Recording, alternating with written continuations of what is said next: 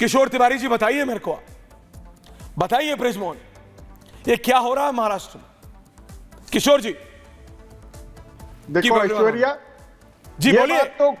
ये बात तो खुल के आई है क्या कि बीजेपी के करीबन 60% बंबई के और थाना के विधायक ये सारे प्रोजेक्ट में इन्वॉल्व है। इतना क्या महाराष्ट्र के अच्छा, आपके नहीं है कोई भी? एकनाथ शिंदे भी नहीं, आपके नहीं है कोई भी में शामिल है? आपके नहीं है कोई भी? अरे हमारे भी है। हाँ? ये हमाम में सब नंगे हैं। हाँ ये बोलो, हमाम में सब बराबर है, सारे में शामिल है। हाँ उनको उनके नाम पहले डिक्लेयर करो। सुधांशु जी को भी रखो भाई। बहुत गलत चल रही है। क्या गलत कर? ये लोग पहले एमएलए बनते, फिर बिल्डर बनते, पहले बिल्डर बनते, फिर एमएलए बनते। आपके गुमान सुधांशु जी का ऑडियो ठीक हुआ नहीं हुआ? प्रभात लोढ़ा, सुधांशु जी का ऑडियो ठीक? अरे उनका क्या ऑडियो ठीक होगा, पूरे बीजेपी का ऑडियो खराब हो गया है। मेरी बात सुनो तुम। ये बिल्डरों की गैंगवार देवेंद्र फडणवीस चला रहे हैं। देवेंद्र फडणवीस बाबा सिद्दीकी के कातिल को बचा रहे हैं। आपको समझ आ रहा है आप क्या कह रहे हैं? आपको समझ आ रहा है? कर रहा हूं मैं, किशोर तिवारी जी कर रहा हूं। आप नेशनल टेलीविजन पे, पूछता है भारत पे, रिपब्लिक भारत पे आप बोल रहे हैं देवेंद्र फडणवीस इन सबको सपोर्ट कर रहा है।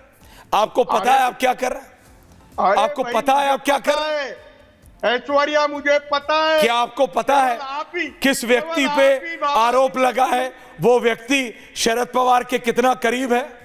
आपको पता है वो व्यक्ति देश से बाहर है, एक समय दूसरे इशू में वो व्यक्ति जेल में था। अब बात समझिए। अपडेट करे, पुलिस अपडेट नहीं कर रही। सुधांशु जी क्या मुझे सुन पा रहे हैं आप? केवल रिपब्लिक भारत ही बोल रहा है। अरे क्या सुधांशु जी, सूर्य बिल्डर लाके जमा कर लिए, मंगल प्रभात लोढ़ा का इंटरेस्ट है, गौतम अडानी का इंटरेस्ट है, शिवालिक बिल्डर का भी इंटरेस्ट है। और बोलिए भाई, मैं आपको चांस दे। ये महाराष्ट्र की जनता के इंटरेस्ट की बात होनी चाहिए। महाराष्ट्र, एक सेकंड किशोर जी, नाउ काम डाउन। सुधांशु जी, ये महाराष्ट्र की राजनीति में अचानक, मैं तो शिष्य वर्सेस पुत्र कर रहा था कि शिष्य कह रहा है कि मैं बाला साहब की लेगेसी को आगे ले जा रहा हूं, पुत्र कह रहा है मैं। शिष्य कह रहा था कि मैंने वो किया जो मेरे गुरु ने मेरे को सिखाया। पुत्र ने कहा कि मैं कॉम्प्रोमाइज कर रहा हूं, कांग्रेस से कर रहा हूं, लेकिन मुझे सीएम बनना है। ये अचानक ये दूसरी बातें होने लगी हैं जब से बाबा सिद्दीकी का ओपन मर्डर हुआ है। ये हो क्या रहा है सुधांशु जी? धिक्कार हो। बीच में नहीं किशोर जी, रिलैक्स। मुझे सीएम बनना है। ये अचानक ये दूसरी बातें होने लगी जब से बाबा सिद्दीकी का ओपन मर्डर हुआ है। ये हो क्या रहा है सुधांशु? ऐश्वर्य जी, अब उनसे कहिएगा फोन पैच ना करें, मैं टीवी से सुन के बोल रहा हूं, बीच में डिस्टर्ब ना करें फिर कॉल करके, जब बात पूरी हो जाए तब वो फिर यार। तो मैं ये बताना चाह रहा हूं, जो अभी मैंने किशोर जी को सुना। किशोर जी आप बहुत कुछ बोल रहे थे, आप तो भूल गए, आप तो महाराष्ट्र की वो सरकार हैं जहां के होम मिनिस्टर के ऊपर उगाही करने के लिए किसने कहा था? पुलिस कमिश्नर ने आरोप लगाया था कि आपका होम मिनिस्टर 100 करोड़ रुपए महीने की उगाही करने की बात कर रहा था, और उसके बाद होम मिनिस्टर अरेस्ट और पुलिस कमिश्नर फरार।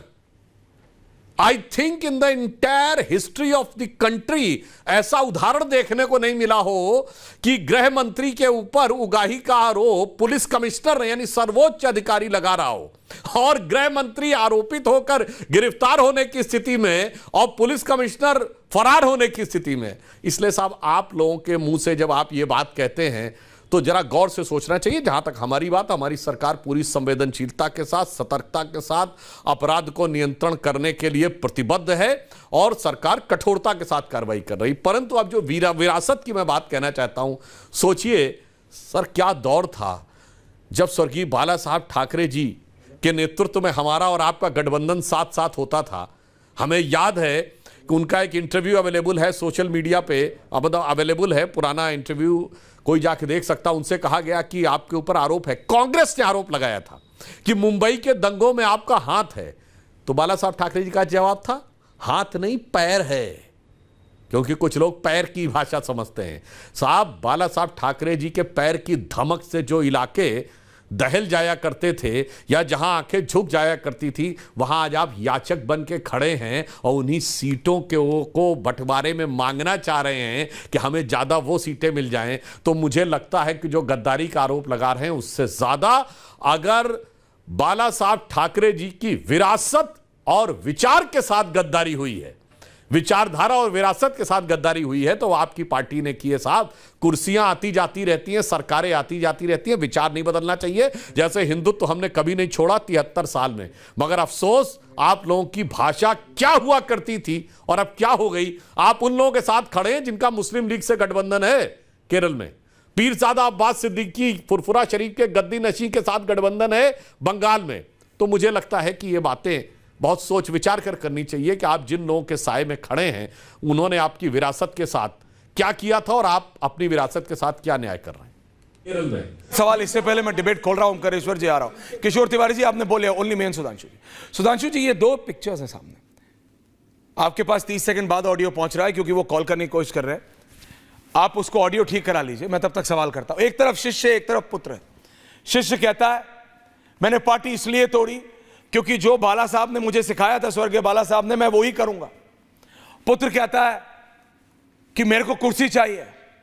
शिष्य कहता है मैं कुछ भी कर लूंगा, कांग्रेस के साथ नहीं जाऊंगा, नहीं जाऊंगा कांग्रेस के साथ, क्योंकि मेरे गुरु ने मुझे सिखाया था। पुत्र कहता है आई हैव नो प्रॉब्लम, मेरे को सत्ता पे आना है, मैं कुछ भी करूंगा। जनता को पुत्र जाता है जनता के पास और कहता है देखो मेरे साथ विश्वासघात हुआ है, मेरी पार्टी तोड़ दी इस आदमी ने, क्योंकि बीजेपी यानी आपकी पार्टी ने सुधांशु जी उनको यह मोह दिया कि देवेंद्र फडणवीस जैसे कद्दावर नेता को आप डिप्टी सीएम बना देंगे, लेकिन शिष्य को आप सीएम बनाने को तैयार हैं। ये उद्धव ठाकरे महाराष्ट्र में हर रैली में ये या उनके पुत्र या उनके नेता बोलते हैं कि सिर्फ सीएम बनने के लिए शिष्य ने पार्टी तोड़ दी। सुधांशु जी। ऐश्वर्य जी, मैं याद दिलाना चाहता हूं, स्वर्गीय बाला साहब ठाकरे जी का एक और वीडियो अवेलेबल है जिसमें वो बोल रहे हैं जब हमारी उनके साथ गठबंधन सरकार थी और उद्धव ठाकरे जी युवा नेता के रूप में बैठे हुए और राज ठाकरे भी बैठे हैं। और बाला साहब ठाकरे जी का ये बयान है, ये उद्धव और राज दोनों बैठे हैं, मैं जब चाहूं तो ये दोनों सरकार में जाके मंत्री बन सकते हैं, पर ठाकरे परिवार का कोई व्यक्ति सरकार में नहीं जाएगा। ये स्टेटमेंट था उनका। और उस चीज का प्रभाव क्या होता था कि जब पहली सरकार बनी थी और मनोहर जोशी चीफ मिनिस्टर थे, उनसे पत्रकारों ने पूछा कि आपके ऊपर आरोप है कि आप बाला साहब ठाकरे जी के रिमोट से चलते हैं, तो मनोहर जोशी ने कहा हां, मैं श्रद्धेय बाला साहब ठाकरे जी के रिमोट से चलता हूं। ये नैतिक दबाव था, ये धमक थी, ये प्रभाव था, ये सम्मान था, ये श्रद्धा थी। परंतु अब क्या स्थिति हो गई कि उद्धव ठाकरे जी 2 रिमोट से चल रहे थे, एक कांग्रेस का रिमोट था, एक एनसीपी का रिमोट था। तो यह बहुत साफ समझ में आता है कि किसने किस विरासत के साथ और किसने किस विचार के साथ क्या। जहां तक भारतीय जनता पार्टी का प्रश्न है, हमने सदैव बड़ा हृदय दिखाया है। आज बताइए, महाविकास आघाड़ी में यही कहा जा रहा है जिसकी सीटें ज्यादा होंगी उसका सीएम बनेगा। हमारी सीटें शिवसेना से 2 गुनी ज्यादा थी और फिर वो कह रहे हैं कि सीएम होना चाहिए, जबकि बाला साहब ठाकरे जी के जमाने से एग्रीमेंट था कि जिसकी सीटें ज्यादा होंगे। और आप देखिए, महाराष्ट्र के बाहर जाइए, हमने उत्तर प्रदेश में 67 सीटें थी बसपा की और 178 हमारी, हमने मायावती को सीएम बनाया 2 बार। कर्नाटक में जेडीएस की 40 सीटें, आई एम टॉकिंग 2006 जी जनवरी, डेट के साथ कोई जाके चेक कर ले, और 84 विधायक हमारे 200 की विधानसभा में, 84 बीजेपी और 40 वो, हमने उनको बनाया। हम बड़े हृदय से काम करते हैं, मगर अफसोस आप कुर्सी के लिए उधर चले गए और आज वो कुर्सी नसीब होती नजर नहीं आ रही है।